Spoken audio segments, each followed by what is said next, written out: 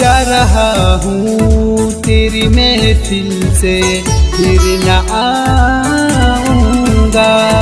जा रहा हूँ तेरी महफिल से फिर न आऊंगा। अपनी सूरत ना तुझे फिर कभी दिखलाऊंगा। जा रहा हूँ तेरी महफिल से न फिर आऊंगा।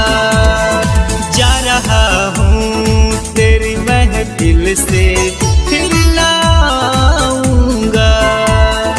अपनी सूरत ना फिर तुझे कभी दिखलाऊंगा। जा रहा हूँ तेरी महफिल से न फिर आऊंगा। जा रहा हूँ तेरी महफिल से फिर न आऊंगा।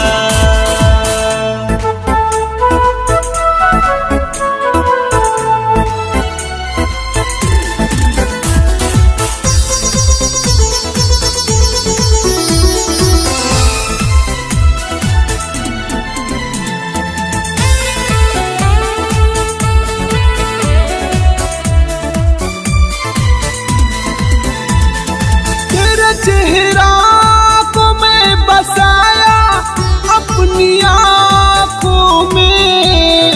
जिधर भी देखूं नजर आए तुम ही लाखों में। तेरा हर दर्द कबूल है, तेरा हर दर्द कबूल है। तेरी यादों में रोना मंजूर है। तुझे बेवफा कहे भी तो क्यों, तुझे बेवफा कहे भी तो क्यों। प्यार तो मैंने किया है, तू तो बेकसूर है, तू बेकसूर है। तेरा चेहरा को मैं बसाया अपनी आँखों में। जिधर भी देखूं नजर आए तुम ही लाखों में। जिधर भी देखूं नजर आए तुम ही लाखों में। तुझे खुशियाँ मिले रब से मैं बस दुआ करूँगा। तुझे खुशियाँ मिले रब से मैं बस दुआ करूँगा। अपनी सूरत ना तुझे फिर कभी दिखलाऊंगा। जा रहा हूँ तेरी महफिल से न फिर आऊंगा। जा रहा हूँ तेरी महफिल से फिर न आऊंगा।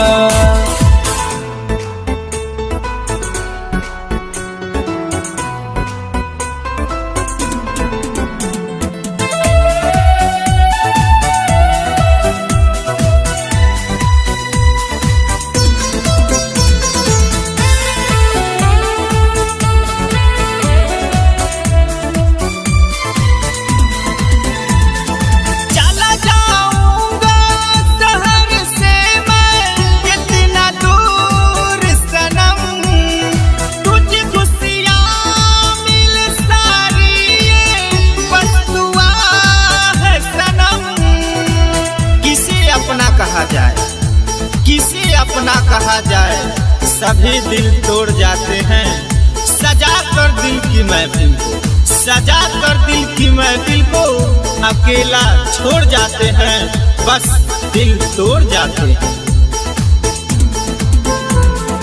चला जाऊंगा शहर से मैं इतना दूर सनम।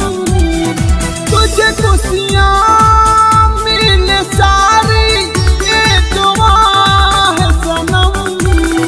तुझे खुशियाँ मिले सारी ये दुआ है सनम। तेरे आने का हर पल मैं इंतजार करूँगा। तेरे आने का हर पल मैं इंतजार करूँगा। अपनी सूरत ना फिर तुझे कभी दिखलाऊंगा। जा रहा हूँ तेरी महफिल से फिर न